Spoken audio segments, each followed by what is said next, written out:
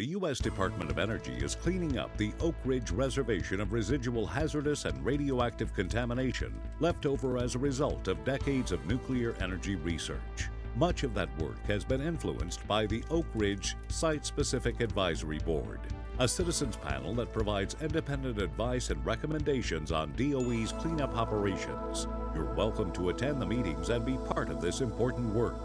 For more information, call us or visit our website. Thank you everyone for attending tonight. So we'll start tonight with Ms. Wilkerson made it in.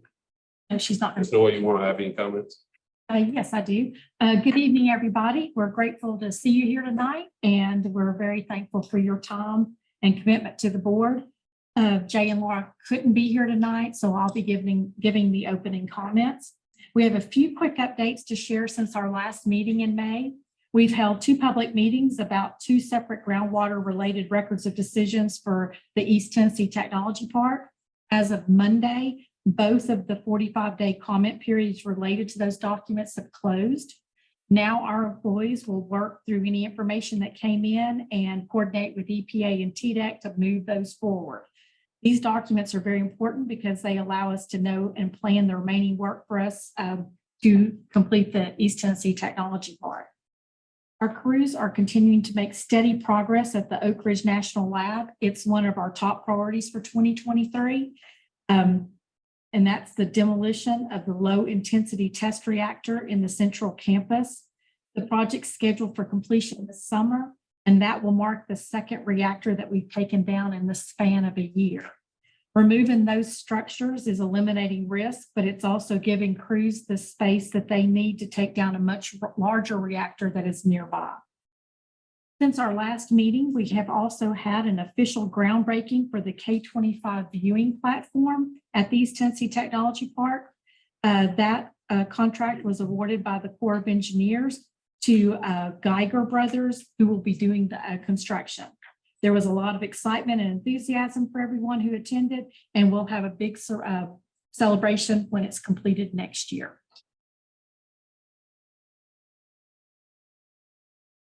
Finally, we're excited about a new partnership that's underway. UCorps and Tennessee Tech signed an agreement a couple of weeks ago that will create more internships and career opportunities for students there. UCorps is also helping to provide resources and expertise as the school develops a curriculum to launch a nuclear engineering program in fall of 2024. This can have a great benefit for our workforce development efforts in the future. Thank you again for your attendance, and I'll turn it back over to the next speaker. Thank you, Ms. Nolan. Mr. Petrie, any public comments? No. Okay. Roger Petrie serves as the regulatory affairs specialist and Federal Facilities Agreement Project Manager for DOE Oak Ridge Office of Environmental Management. Mr. Petrie brings a unique insight and understanding to the position with more than 25 years of experience working with TDEC and UCorps. Before joining the federal program in 2020, Mr. Petrie provided regulatory support to UCorps, the private environmental cleanup contractor leading remediation projects across DOE's Oak Ridge Reservation. During his time with the state, he served as the Federal Facility Agreement Project Manager for the TDEC and worked with counterparts at the Environmental Protection Service or Protection Agency and DOE to facilitate comprehensive environmental responses, compensation, and Liability Act cleanup on the Oak Ridge Reservation. Mr. Petrie began his career in the aerobautics. Is that how you pronounce it? Aquatic. Thank you. Biology division of TVA before transitioning into Oak Ridge National Laboratories Environmental Science Division, conducting research focused on bioaccumulation of contaminants in fish. Mr. Petrie holds a BS and MS in Wildlife and Fishery Science from the University of Tennessee, Knoxville. Mr. Petrie, thank you for your attendance tonight and presentation. Thank you, sir. So a lot of this you'll recognize that a lot of the presentations similar to the one we did for the main plant groundwater, because a lot of the basic facts are the same as far as how CERPA works, things like that. So We will run through those, hopefully a little quickly, and then get to the part that is very specific to K-31, 33. We'll spend a little more time talking about that. So the K-31.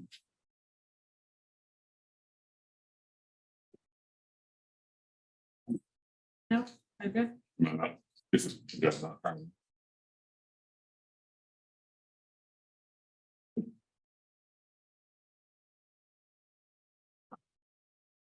That's exciting. Okay, I guess I'm good. Good thing you're here. We had an upgrade to our Outlook this week and it's caused several computer issues.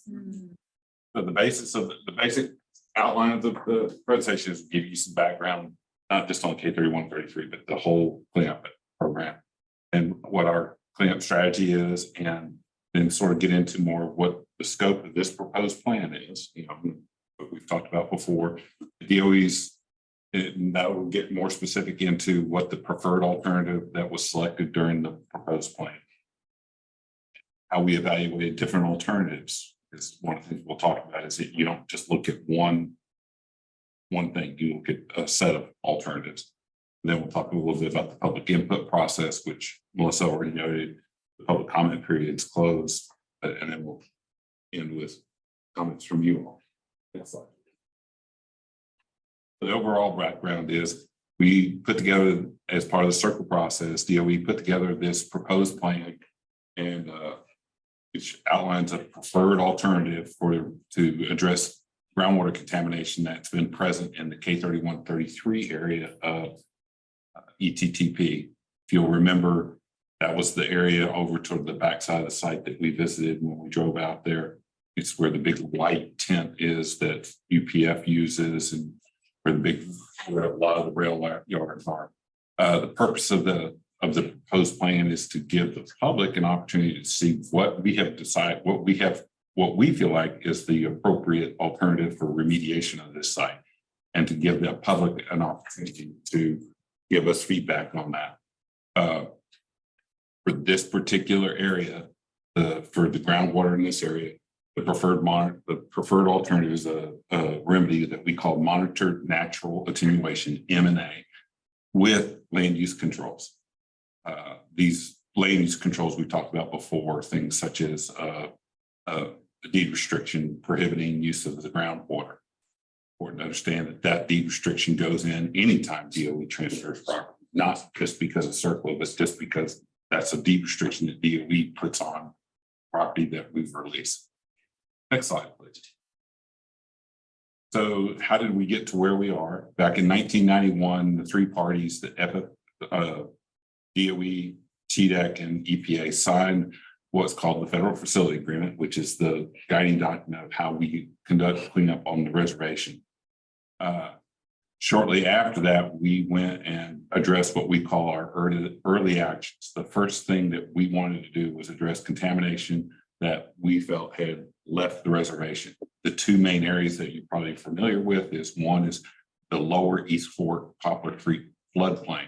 East Fork flows through the main part of the city here, and the floodplain was contaminated with mercury from Y12.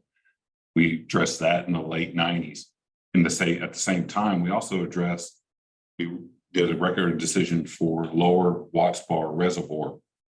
You know, if you look at the map on the wall, you know, all the water that comes off the reservation eventually flowed right down into Watts Bar. And so there is historical contamination there. We wrote a record of decision with EPA and TDEC to address concerns down there.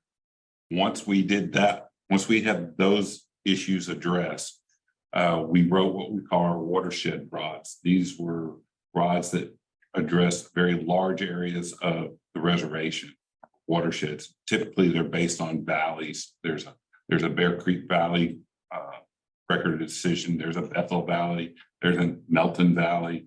There are two Upper East Fork watershed rods.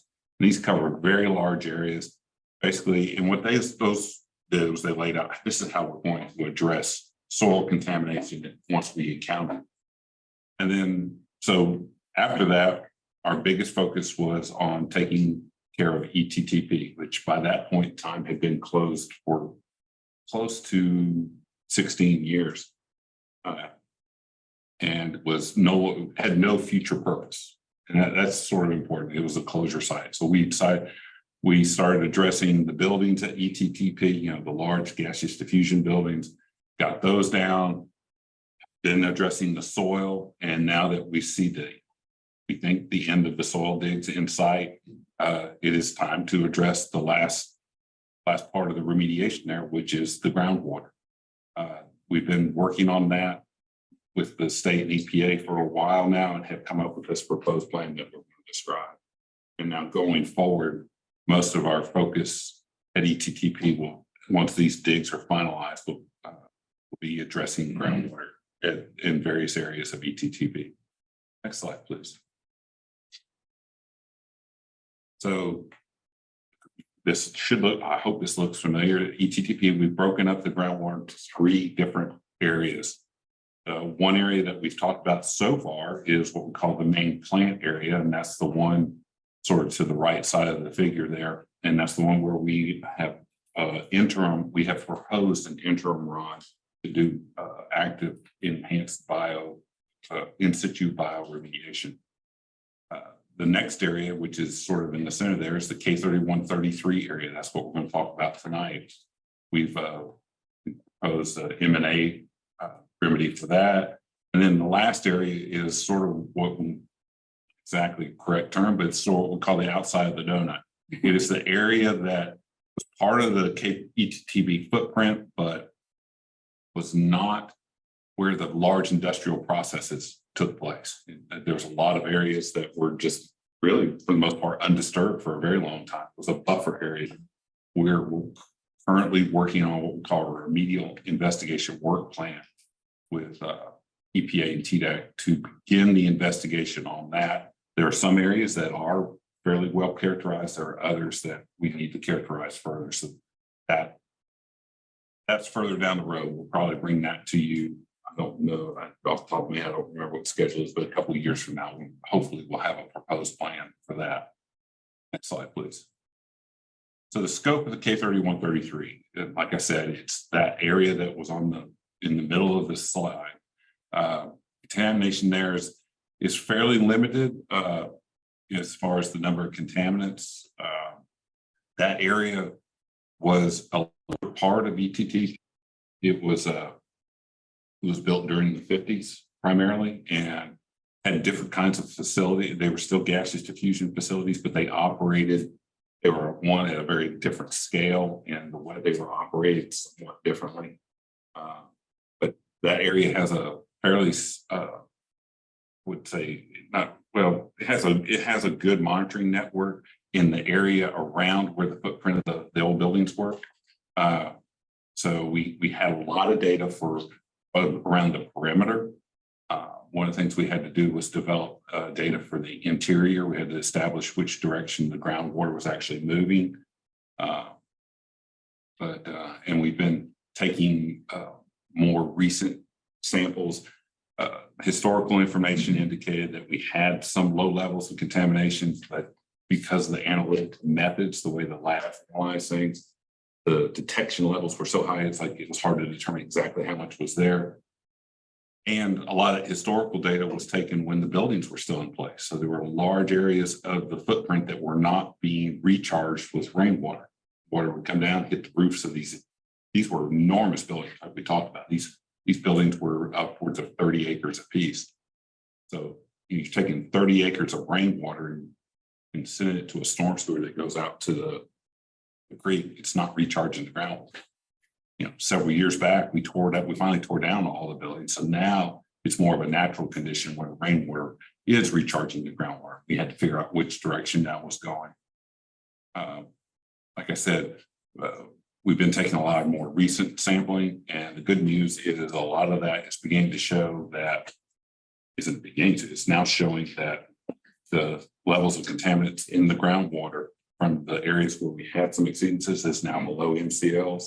We're continuing that sampling. So hopefully by the time we're ready to sign a ROD, we will have a complete set of data that shows that there are no exceedances above drinking water standards, which is the goal that's set by EPA and TDEC for cleaning up groundwater. Next slide, please.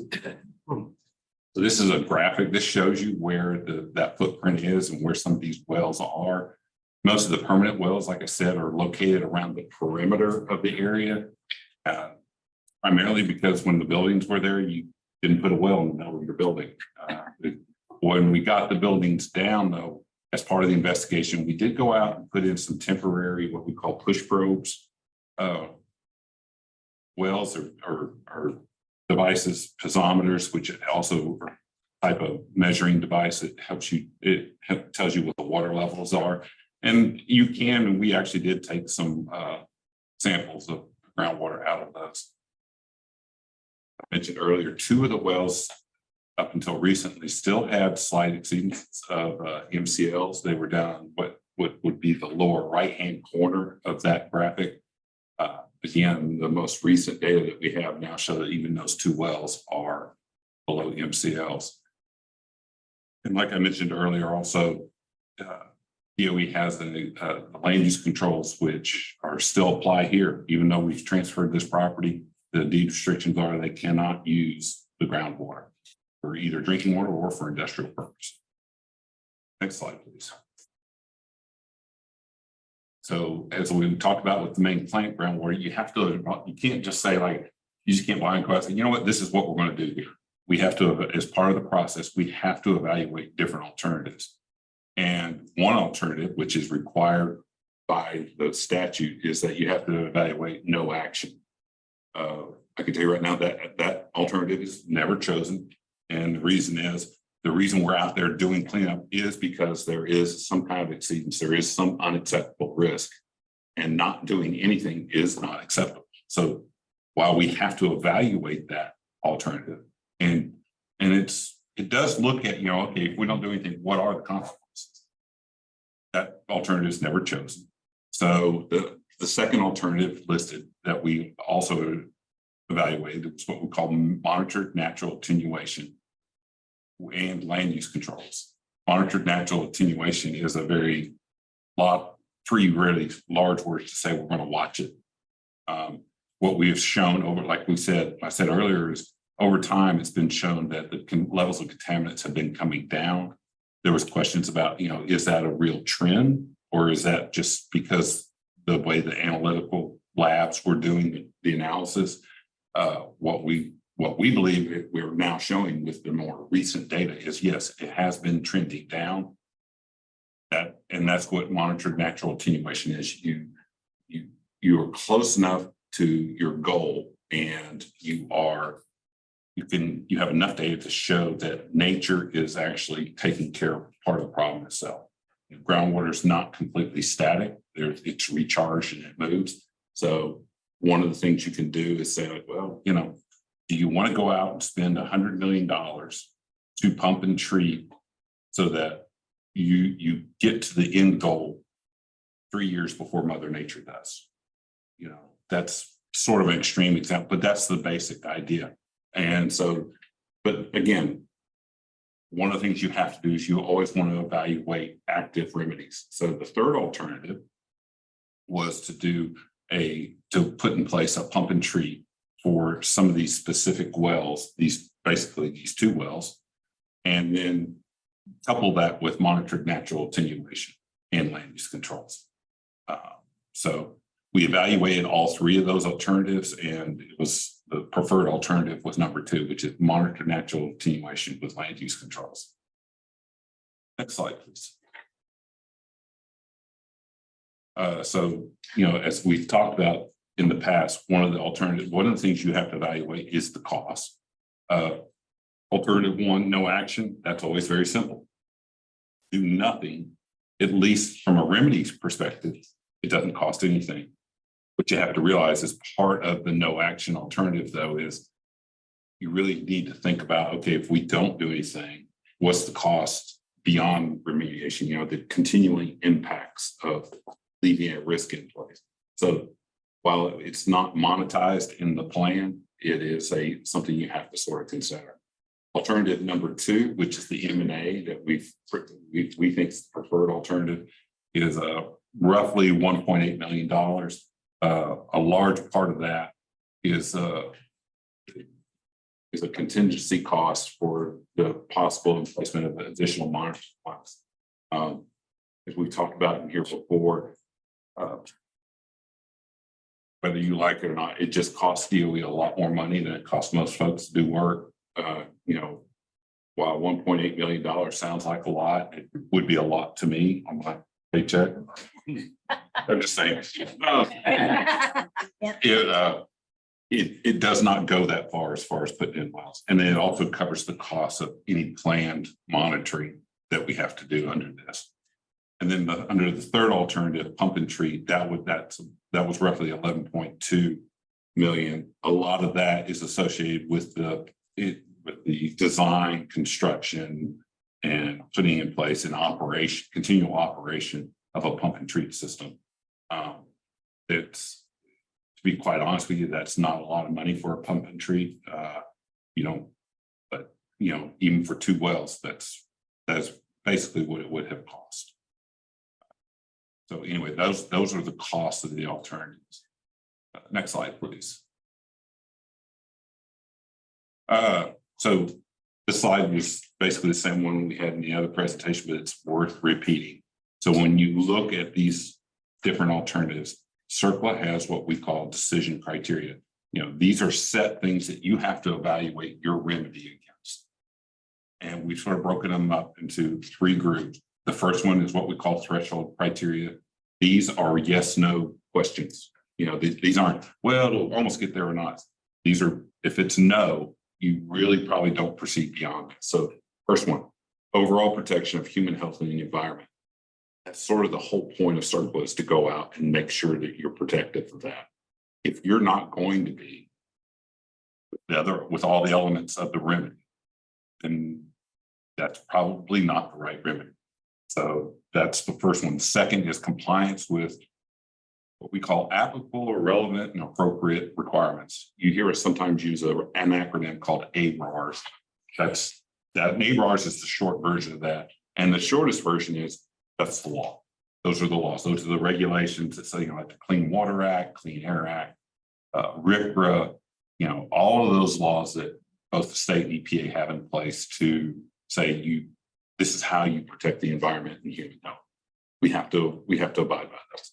If we don't, I will say this, we're not going to do a waiver here, but sometimes depending on the remedy and what the project is, sometimes you can apply a waiver if you can show that in some other fashion, you're still going to be protected. You know, sometimes some particular rule or regulation says you have to do something, but if I can do something else and still get to the same endpoint and protect the public and the environment, then I can get a waiver. We're not applying for any waivers for this one. No, I didn't think so. Then the next group is the balancing criteria. These are ones that are not so much yes, no, it's to what extent. And this is where you really get into evaluating your different remedies. You know, the long-term effect, you know, if you go out and you do this in 20 years, is it still going to be, are you still going to be protected? Reduction of toxicity and mobility, you know, through treatment, you know, and in some sense, monitoring natural attenuation is considered a treatment. You're letting nature do the treatment. You have to evaluate that short-term effectiveness. You know, some remedies may, and this gets back to what we've talked about with the other one, you may see a very good short-term effectiveness, but over the long term, you may just never get to your goal. So, you know, you evaluate that. A really important one, especially with groundwater, is your ability to implement. There are probably 30 or 40 different types of remedies that have been implemented at different sites across the country, around the world. But, you know, whatever you may be doing, your local conditions may not support that. You know, it just may not work in certain places. So that kicks out certain alternatives. And then again, always, you know, cost is something you have to look at. You know, there are, like I said, there are a whole series of remedies. Some of them probably would technically work here. But if you're going to have to use your entire cleanup budget for the next 10 years, not doing any other cleanup to pay for it, is that really the remedy you want when you can get to the same, like I said earlier, when you can get to the same endpoint, maybe take a little bit more time, but do it maybe for hundreds of the cost or something. So that gives you an idea of the kind of questions we have to look at when we're evaluating these. And then the last two are the modifying criteria. One is state acceptance. The way CERCLA is written, the state has to give us their input on this remedy and whether they feel that it's acceptable. The FFA actually already addresses that because they are a party to the approval process for this. And then the very last one is community acceptance. And I think sometimes we blow over that one very casually, but that's where you all are involved. And the reason I say it really is very important. We talked about this before. That very first remedy I mentioned, the Lower East Fork Poplar Creek floodplain remedy, it was one of the first remedies. It was the largest. It was the first really large remedy that we attempted on the reservation. We went out, EPA, TDEC, and DOE came out. We had a remedy, and we got to this point. And we gave it to the public. The public said, "No, you're not doing it right. You did it wrong."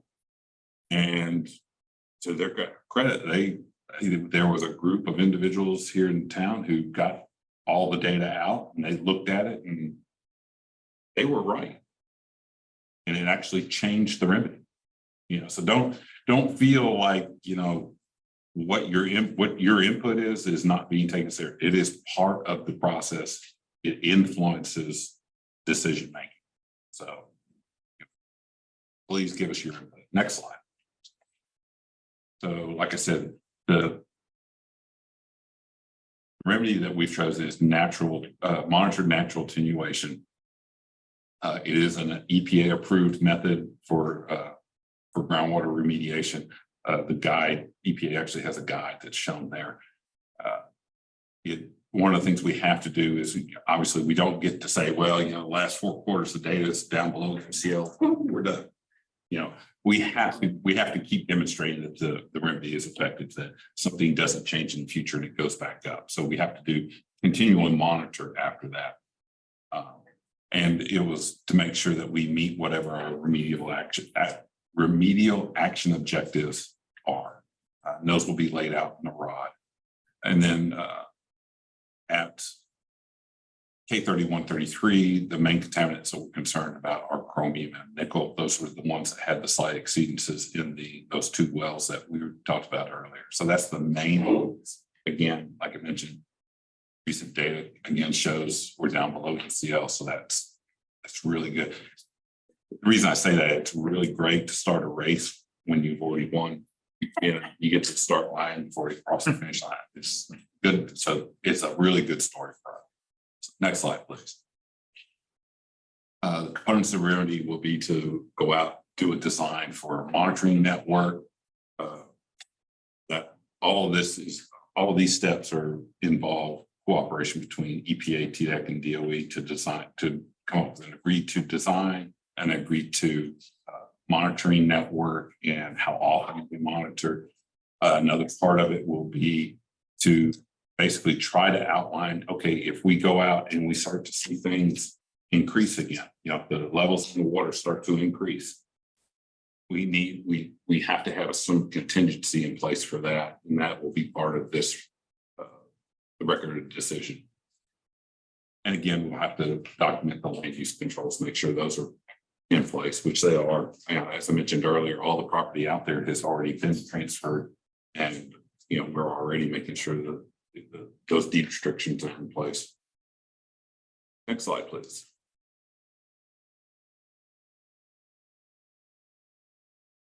So, like we mentioned earlier, the monitoring wells, there's a network of them around the perimeter of the site. We may elect to put some in the middle.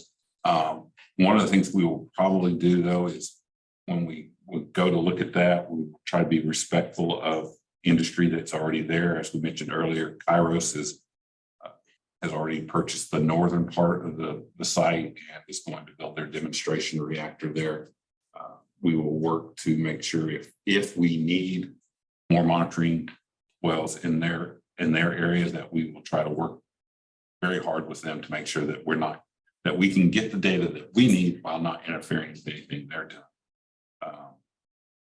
And like I said earlier, that cost estimate of a little over $1 million is related to the placement, the estimate that we may need as many as 8 additional wells, and in addition to what we already have out there.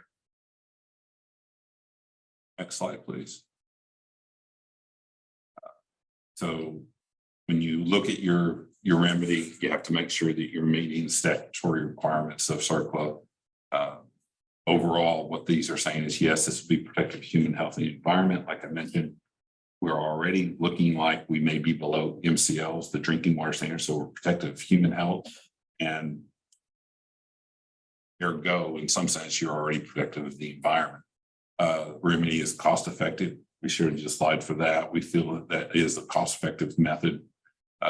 It constitutes a permanent solution to the groundwater. We think it will, but sure that we will continue. That's the monitoring part of the natural attenuation. And it reduces groundwater contamination and drinking water standards. Again, I think we're already there, but we will continue to monitor to make sure we stay there and achieve it within a reasonable time frame. Again, we may be at the starting line. We may have already crossed the finish line. We'll see. But one important thing here is, as we talked about with the main plant groundwater, that remedy is what we call an interim record of decision, meaning that there will be follow-on decisions. Our intention here is that this is a final decision, that once we put this in place and we carry out the actions that are required by this, we feel confident that we will not have to come back and do an additional groundwater remedy. CERCLA, though, gives you an out. CERCLA is designed so that you don't have to make the absolute right decision from the get-go. If you have to do that, some of our decisions will never come to decision. These are huge. Some of these projects are huge and complex to the point where you can't be sure you got it right. CERCLA counts on that, and they have what they call a 5-year review process. Once you get your remedy in place and you begin to operate your remedy, in this case, monitoring, you have to come back every 5 years. I mean, even if the ROD says we're only going to go out and monitor for 2 years, 3 years, we still have to come back every 5 years after that in perpetuity and evaluate, is the groundwater still clean? So even though the remedy, the documentation for this remedy says we're going to do 2 years of quarterly sampling to show that it's below levels, we will be back. You know, this, we don't get to throw up our hands and walk away. We have to keep an eye on this permanently. Next slide, please. And then the RAOs, the remedial action objectives, like I mentioned earlier, the main one being return the groundwater to, sometimes you'll hear it say return to beneficial use, or so the final goal, or in this case, it's like we talked about, return it to drinking water standard. That is the situation for groundwater, such that that anybody who if they wanted to, not that we would allow it, but if they wanted to, that they could consume it. Again, our deed restriction gives that, and then prevent adverse impacts. This is the last one. Is, as we've talked about, we believe, and we can show because of the flow patterns that this groundwater migrates to surface water, where most of the groundwater in this area eventually ends up.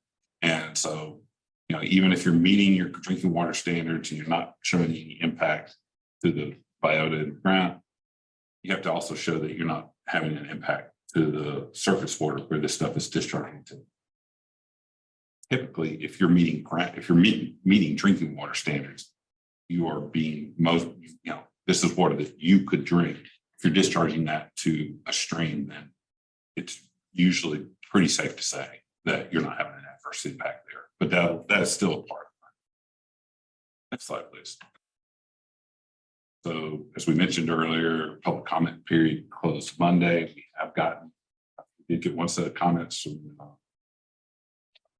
County Environmental Review Board. Had some comments at the public meeting. Address those responses to those comments. Comments themselves and the responses to them will be captured in the ROD itself as a requirement, and then that will be hopefully approved. let's say, hopefully by the end of the year, we'll have this rod in place. We'll see. We're getting better at it. It's still hard to get a rod, especially for groundwater, but we're working on it. So nice slide. Where's that in? Yeah, this was just a slide that showed the different areas again to talk about different proposed plans, and which you've heard about the two that are out there. Anyway, thank you very much. Any questions? Thank you. Well, open the floor, people in person, bring questions first. If you have any questions? Ms. Michaels. I just wondered, you mentioned with the deed restrictions, obvious on the drinking water, but are there restrictions as far as other uses of water, or just can't use the water at all? Like You cannot use the groundwater at all? at all. You cannot, because there are uses for groundwater on the industrial scenario where you may want to pump it up to use it as a cooling water. Right. In our area, with the abundance of surface water and well, my utility bill doesn't seem to reflect this, but the rather low cost of processed water. Just wait. Pumping groundwater for industrial purposes, at least in our area, it's not very common. It's usually easier and better to hook into a municipal water supply. But in a sense, this is not just a no percent. DOE does this across the country. Some areas, groundwater for industrial purposes other than drinking water is used. So DOE, it's just from DOE's perspective, it's easier to say that's just the deed restriction. So we've done that here too.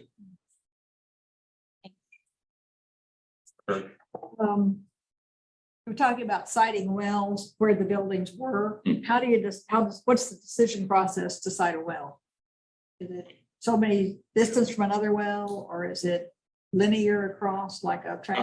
There are a lot, that's part of it, but it also has to do with you look at where, as I mentioned earlier, one of the things we did is we put in piezometers into the, it's called direct push. And basically, instead of having a big drill rig, you have this machine that goes out there and pounds a rod down the ground. It's usually, I think it's 2 inches or roughly in diameter.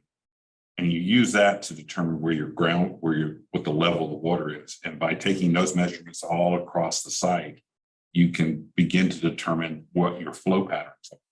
And so that data feeds into, it's like, you don't really want to go put a piezometer where all the water is leaving from, but see where it's going to. Although there may be, that could be a case to maybe where it's coming from also. But things like that, it is not a simple process. The sooner you talk to the land use person, the better off you're gonna be in terms of putting wells there. Yeah.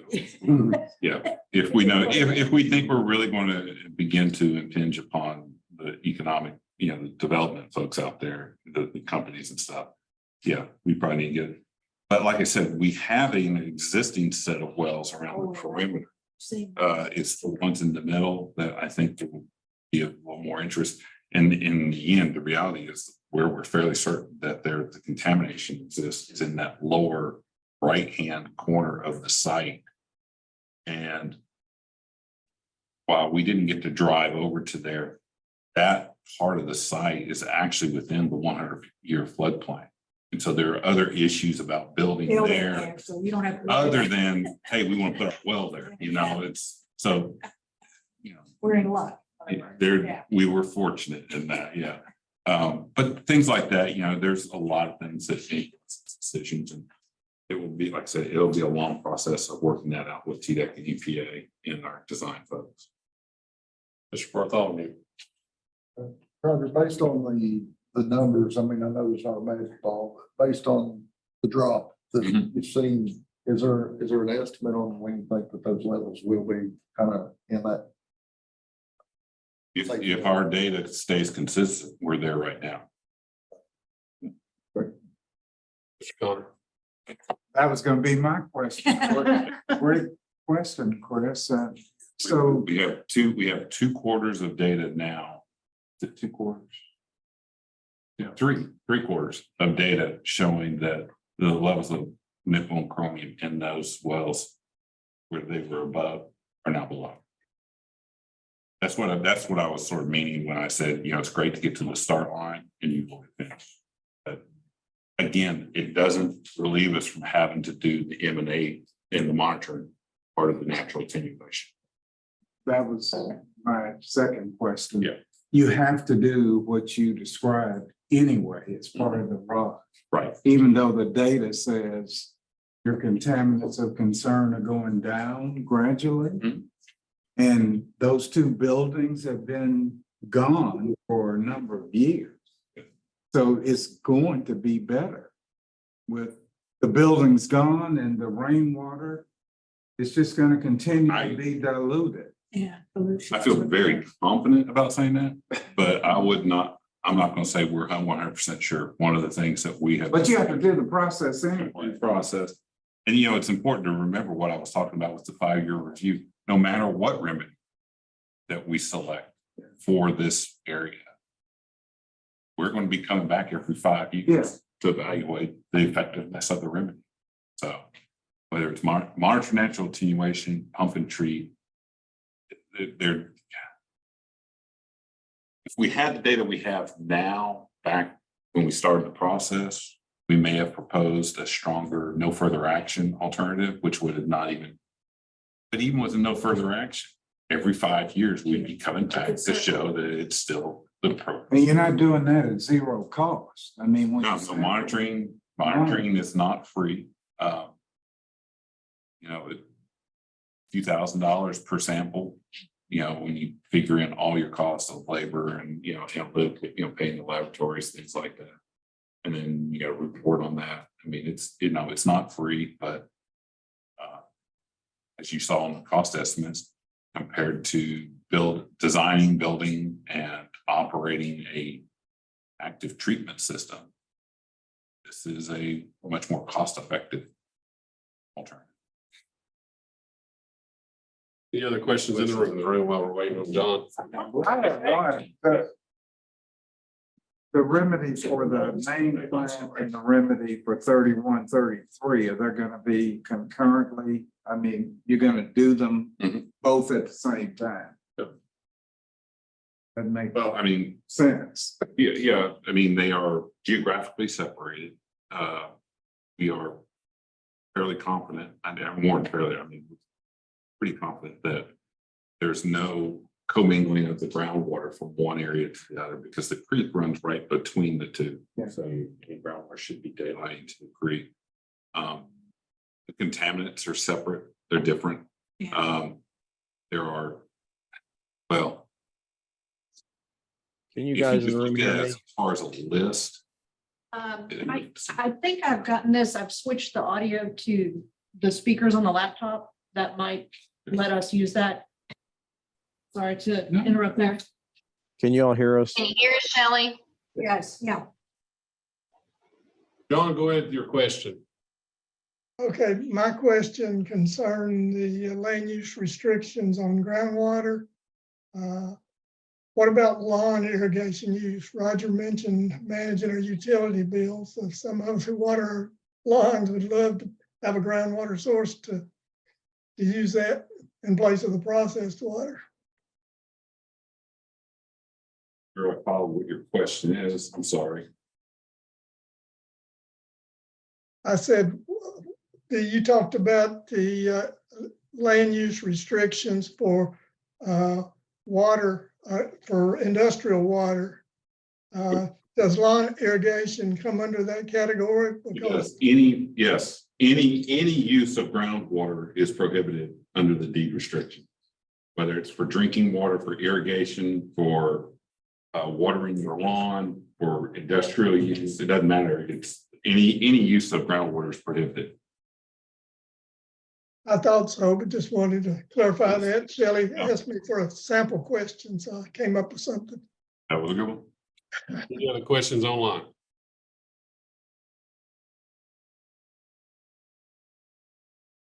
Mr. Luther, did you have a question? Yes, I'm going to bring attention to where the monitoring results are going to be reported and available. The main plant was an interim rod, right?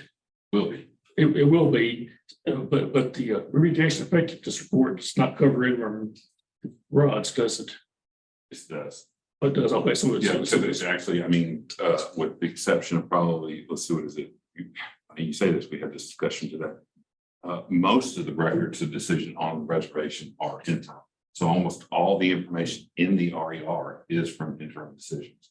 Okay, that's good. That's a good point to put to ground where the results could be followed. Yeah, they'll be reported there, and then each of these rods will eventually have what's called a RAR, a remedial action report, which is sort of your closeout completion document, and the results will be reported in some form or fashion with that. I feel good about that. Thank you. No other questions, Michelle, any public comment? I actually have not seen other questions, but maybe we could ask EPA if her comments would be relevant here. Yes, ma'am, Miss Samantha. Hi, can you hear me now? Yes. Great. Yeah, I was just going to say in the beginning that, I'm really grateful for the collective work of DOE, EPA, TDEC, and ORSAB, for moving this project forward. We made a lot of momentum and have had several rods, well, one rod signed on the EMDF and 2 others in the works for these groundwater proposed plan, but also EPA and the DOE recently signed an interagency agreement where DOE will provide funding for up to 3 additional EPA staff members to work on this project because we're just overloaded with work, and that's going to give us that's going to be very valuable to us so that we'll be able to turn around document reviews faster, and I'm hoping to start attending more of these meetings in person. So thanks for all the work you guys are doing.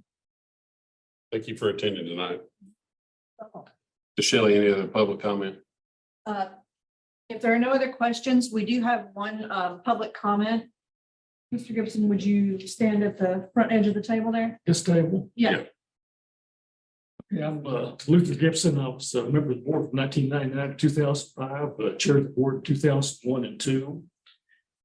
The Oak Ridge Site Specific Advisory Board has been a focal point for public participation in Department of Energy activities since its inception. After 3 years, the public was just allowed back into actual meetings in March. The current projected schedule for ORSSAB activities does not reflect an urgency to make up lost ground.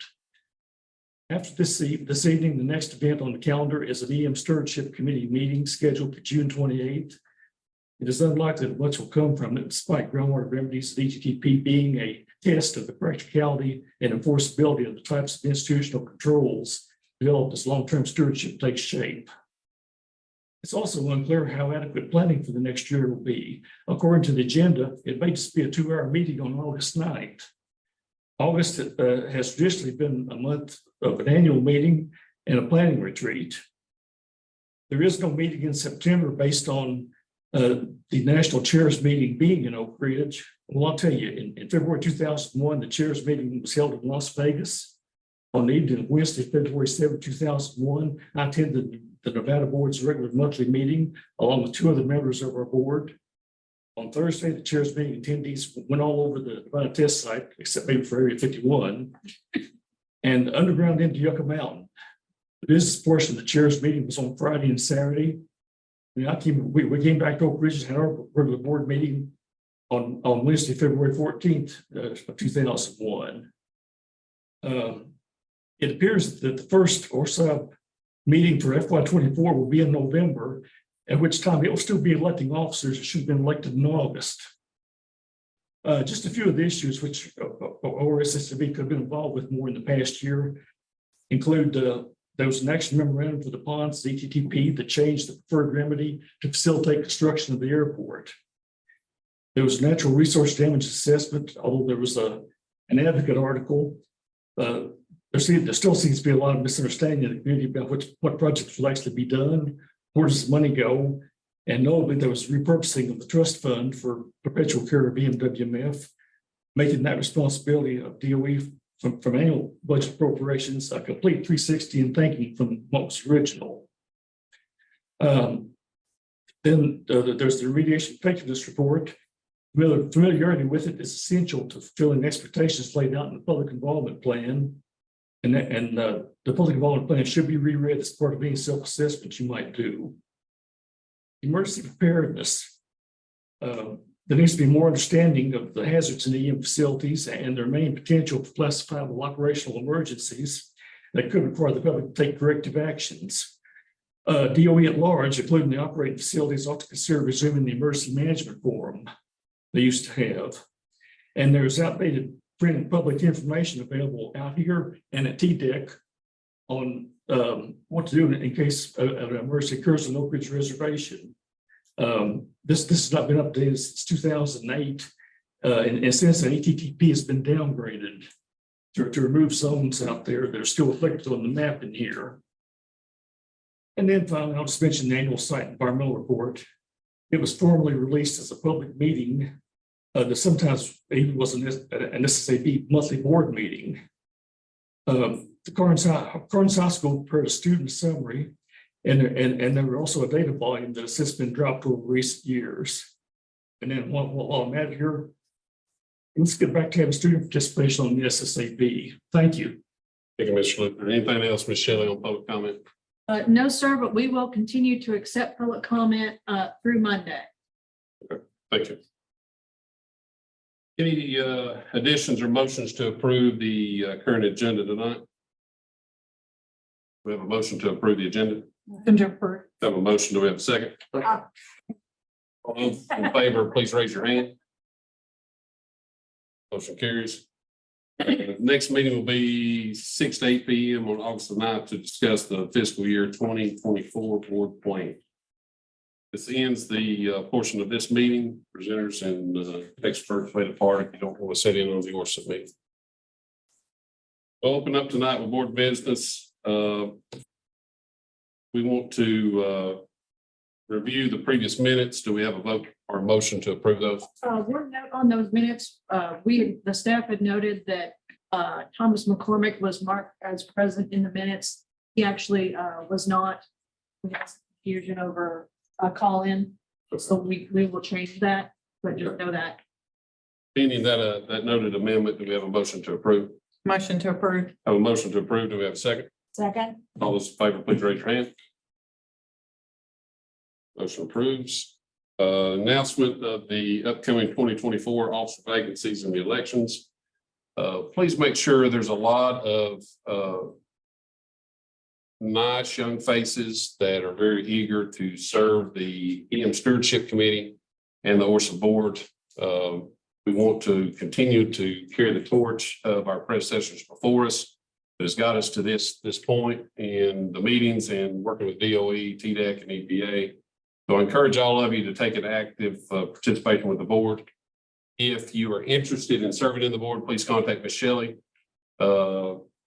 I would say that there'll be some people we used to in the past. We would nominate other people that we thought would be a good fit for those spots. So any nominations or any interest in serving on the board, we'll go to Ms. Shelley or Ms. Sarah. Just send it in an email form or notify them after the meeting. So that way we can kind of get a list together.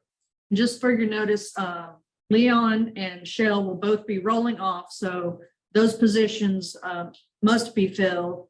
And then Michael Sharp has also let me know that he will not be running for re-election as chair of the Stewardship Committee. So keep that in mind as well. So that's 3 that will definitely be open. It's again, I encourage you to take an active participation. DOE spends a lot of time and effort to try to get you accredited to come to the board. It's our responsibility to give back to that of the role they would like for us to serve. And you're not only serving DOE and the community, you're serving the upcoming generations that's encountering these legacy projects and all these things that Mr. Adler, Mr. Petrie's doing. We have to carry the torch, folks. So there's a lot of good things that's moving, and sometimes you don't really see that until you attend some of these national conferences and some of these chairs meetings and see the impact that Orsa and Oak Ridge Reservation has. I encourage you to participate. If you're curious, you can pick Leon's brain because he's been here for a pretty good while. And we've got him until after the chairs meeting, and then he and Michelle will both roll off. Is it a way to get a listing of the positions that will Yes. be You have a check- open and you have- rolling on? You'll have a chair and a vice chair and a secretary for the Orsa board. And then you'll have a chair and a vice chair for the EM stewardship. There's a draft of that in your packet. Oh, And okay. it also has the deadline for, I'd prefer for you to express interest because the bylaws say that we announce the openings now, and then at the next meeting, there is a draft slate just to let people know where we stand. And then the meeting after that, which for us will be November, will be when we officially present the slate, which you can also make nominations from the floor at that time, but it does just help if we have a slate drawn up to start with. Okay.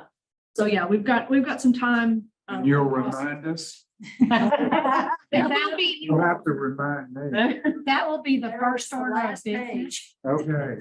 In November, that will be the first order of business to vote on the officers because they will take over at that. So if you're interested in being an officer also, I encourage you to attend that chairs meeting since it'll be here in Oak Ridge. They're only held in Oak Ridge once every like 5 years or so.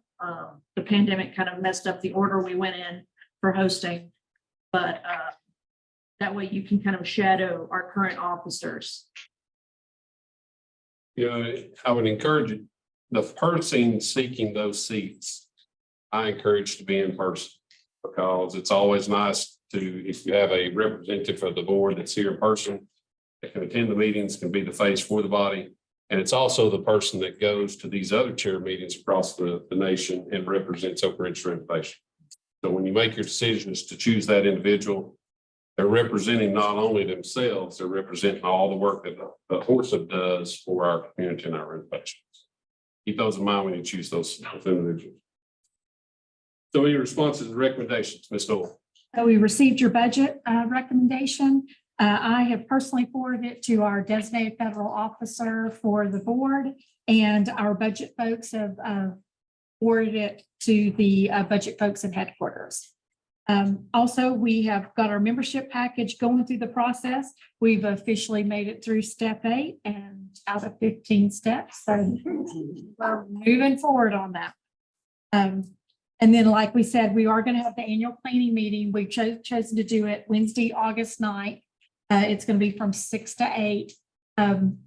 It's the same format that we followed in October because we realized that having the reduced 2-hour is what most of us wanted to do. So we're going forward with that. It'll be, we will lay out the topics that DOE wants to present to you next year. We will also have a chance for TDEC and EPA to weigh in on the topics that they would like to go forward with. Once we have present that, you will have some opportunities to talk if there's certain areas that you think we've missed or that y'all would like to focus on. And then we will take that information back, DOE will, and put together your work plan for the following year. And that's all I have, Leah. Thank you, Ms. Noel. Committee reports. Michael, can you give us some comments on the EM and update? I think you said he was not going to be able to be here with audio. Okay, that's fine. Next. If Ms. Harriet? maybe. You want to just highlight the comments? I'm sorry, I forgot about the sick again. That's all my fault. There's been some email going around and we're, how to say it, we think we are going to frame something that is similar to what was framed in the past, but it's still rough. Let's put it that way. I feel rough about it. I was hoping that Mary would be here because she's been doing a lot of hard work on it. I think Mary is online. Is she online? Yeah. Mary, if you want to weigh in on some of the issue group discussions. I also left my paperwork at home. There's been a lot of those questions too. Yeah, the questions have been The getting. email trend has been very informative, and you can see that charge committee has been working on it. Ms. Mary, I think you've unmuted. Go ahead. Yeah, can you all hear me? Most. Yes. Okay, yeah, I don't know that we officially selected an issue group manager, but if you all want me to, I'm happy to put a draft recommendation together that would include both the main plant area and K-31, K-33 area. So if you guys are okay with that, I can put that together based on the conversations we've been having online over the past couple of weeks and kind of wrap that all up. I could do that today or tomorrow, if you'd like. So I don't know, did everyone hear that? I can repeat. She has volunteered to be the issue group manager as one had not been chosen. And that the issue group had decided to do one recommendation for both the main plant area and the K-31, 33 areas rather than doing two separate ones since they're kind of intermingled. Thank you, Ms. Mary. You're welcome. Next meeting, June the 28th, continued discussion on the main plant, the K-31, 33 groundwater remedies. There's no additions to the agendas requested tonight. And again, turn your nominations in the packet. You'll also notice the travel opportunities. If you have a request for one of the travels, again, please contact Ms. Sarah, Ms. Shelley. Is there anything else to come before the board tonight? We have a motion to adjourn. Motion to adjourn. Second. All those in favor, please raise your hand. Thank you for attending.